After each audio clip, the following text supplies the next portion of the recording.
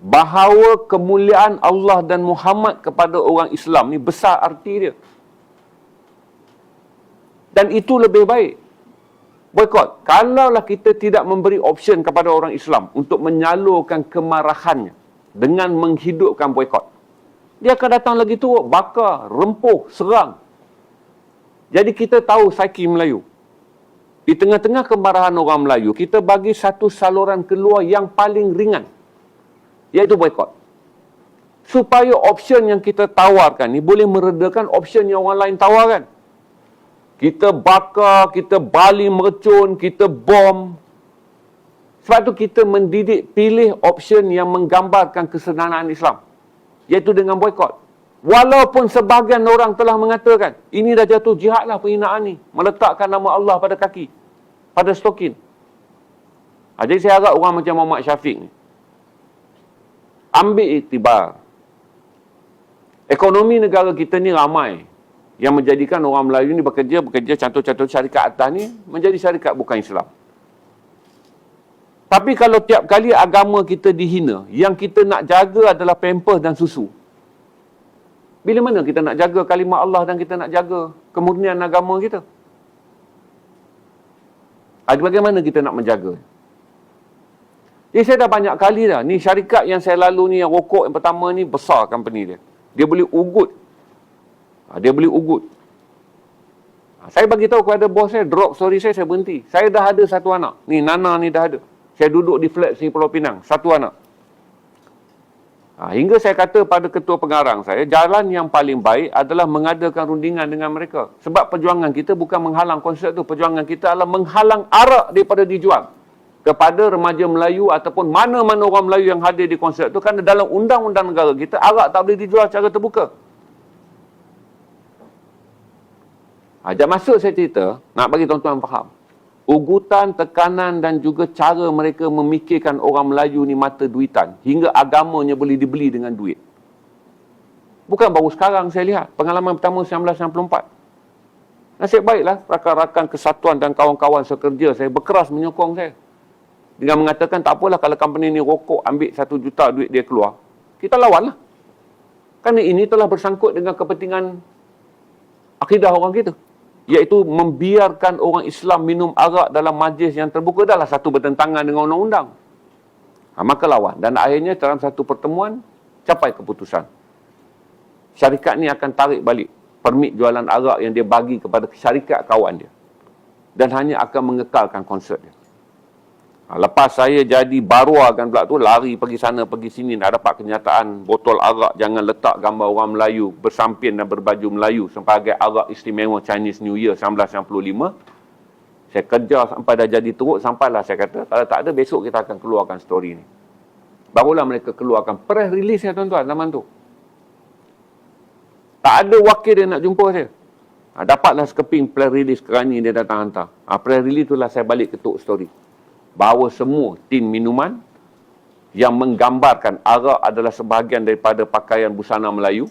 Arak adalah sebahagian daripada orang Melayu dalam sambutan Tahun Baru Cina 1965. Mereka akan tarik balik semua tin tu. Saya nak tegur Mak Syafiq itulah. Kalau saya fikir kata bukan seorang, ramai. Setiap kali datang je ujian agama kepada kita. Setiap kali je datang ujian di mana kita nak mempertahankan agama kita. Dia akan datanglah benda bab kerja, bab rezeki, bab-bab yang kita kata akidah kemudian tak apa, yang penting dunia dulu. Kecintaan kepada agama ni dibelakangkan sikit tak apa, janji orang Islam ni boleh makan. Saya nak tegur itu, saya tak ada apa sebab kawan print screen hantar. Jadi saya kata saya kena jawab lah supaya Muhammad Syafiq ni faham. Saya berkali-kali dah lalu proses. Sebab tu saya ambil pendirian yang firm. Kerana saya kata, Datuk KK Mat ni sebaya saya. Dia pun dah lihat dah semua proses ni. Daripada story kisah syarikat rokok jual arak kepada konsert yang disertai anak-anak muda Melayu. Kerana artis dia semua Melayu. Dia pun ada. Zaman Tahun Baru Cina, jenama arak mengeluarkan 3 serangkai. Orang Melayu memakai baju Melayu, samping Melayu dengan kopiah pada tin arak dia, dia pun dah lalu. Dan dia lalu dah banyak kali tentang kalimah Allah yang dipersendakan, tentang Islam yang dipersendakan. bererti dia berada setara saya. Iaitu dah faham tentang dalam negara ni kena hormat. Jangan buat satu perkara yang orang Islam marah. Berarti anda melakukan kesilapan yang anda dah tahu harga yang perlu dibayar. Maka kita boikot untuk bagi pengajaran dengan tempoh yang begitu panjang sejarah. Macam saya katalah, saya punya tahun 94, saya lalu, 96, saya lalu. Saya kerja bilik berita ni hal-hal menghina Islam ni tuan-tuan. Bukan perkara baru. Hal-hal menghina Islam. Berus babi. Berus bulu babi ni dia import. Murah. Bukan baru sekarang berus bulu babi tu. Zaman saya lagi berus bulu babi tu. Dia cetak logo halal sendiri. Ataupun nama bulu bulu babi tu, dia tutup je dengan tanda harga.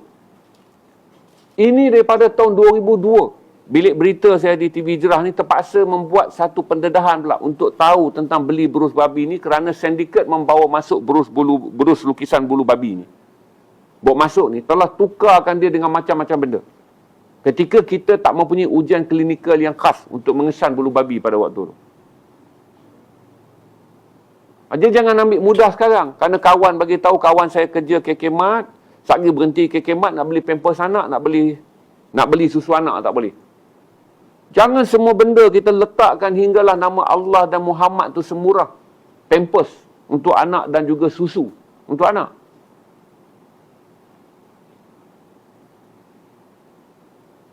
Saya lihat benda ni 30 tahun tuan-tuan. Daripada saya jadi newsman, akhbar cetak, sampai ke surat khabar dan sekarang saya stream dengan tuan-tuan. Akan ada kecuaian yang mereka buat kerana mereka faham. Baiknya orang Islam ni, pagi kita minta maaf, sebelum duha dia dah maafkan dah. Tengah hari kita minta maaf, sebelum zuhur dia dah maafkan. Maghrib minta maaf, sebelum isyak dia maafkan. Cuma kali ni kita nak bagi tahu tidak semurah itu. Sebab negara ini telah pun menjadi negara yang matang. Negara ni telah melalui banyak peristiwa yang orang Islam terluka hatinya apabila pelayanan ke atas hal-hal yang berkaitan dengan kemuliaan Islam sengaja dipersendakan. Okey? Itu jelas saya jelaskan. Kepada, janganlah samakan Allah dan Muhammad dengan pampers dan juga susu anak. Jadi susah. Ada soalan tu?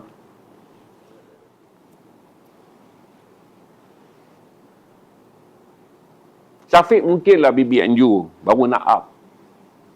Dan tak boleh dengar cerita tak ada pampers dengan cerita tak ada susu. Tapi zaman saya dulu pun sama juga. Kita resign lah kalau kita rasa. Saya pun waktu tu anak saya kecil. Gaji saya 1,280. Allowance transport saya 200.5. Adalah OT saya 600. Gaji bersih dapat 1,800. Tapi saya datang pada kampung, bukan gaji sekolah pondok. Cuma di kampung saya ni, orang jahat minum arak pun, arak dalam botol ni pun, letak dalam bekas kertas. Tak boleh minum sesuka hati dengan orang kampung. Nampak dalam kau ni jahat, kau nak tunjuk pula jahat kau. Tapi semualah di kampung saya ni, orang bercakap. Kita dididik oleh persekitaran. Jangan minum arak. Arak tu bukan sesuatu yang baik dengan Islam. Jangan minum. Jadi bila sampai ke Kuala Lumpur, saya tak boleh terima urbanisasi ke, media business ke, dengan memejamkan mata. Apabila ribuan anak Melayu membeli arak untuk masuk ke pintu konsert di lapangan terbang antarabangsa Subang waktu tu. Lapangan terbang Subang kosong waktu tu, belum apa. Melihat artis-artis Melayu menyanyi, minum arak secara terbuka. Dan saya pun tak boleh terima hakikat apabila baju Melayu dan samping Melayu serta kepiah diletakkan dalam iklan Chinese New Year, belilah minuman keras ni. Sebagai promosi Malaysia pelbagai bangsa untuk sambutan Tahun Baru Cina, dan sebahagian daripadanya baju Melayu dan kepiah juga menjadi periklanan arak. Ada pada tin dia tu. Jadi dengan banyak pengalaman yang saya dah lalu, saya tahu bila satu perkara itu adalah satu kesilapan dan bila ada satu perkara itu adalah kecuaian yang kamu sengajakan. Dan sampai masa kenalah kamu membayarnya. Dan kita bagi saluran boikot ni lebih baik daripada kita abai dan kita tak nerit, kita tak pacu orang kita memilih jalan yang paling baik. dan kita biar semua orang rasa tak ada pilihan, maka pilihan yang mereka pilih adalah pilihan yang lebih keras. Berarti boikot ini adalah pandangan yang bukan sederhana, tuan-tuan. Murni. Berbanding. Berbanding kalau generasi bapa saya dulu, dia kata malam ni, kita beli mocong buah kelapa Thailand tu lah, RM30. Bubur dekat pintu tu letup lah. Kerana kita dah civilized, kita ada option-option yang baik dari segi kita kata kekuatan adalah daya beli orang Islam. Maka, tindakan yang boleh kita kenakan kepada orang-orang yang mempersandakan Islam, jalan yang paling murni, bukan sederhana, paling murni. Kalau sederhana tu keras lagi daripada boikot. Gambar hilang pula.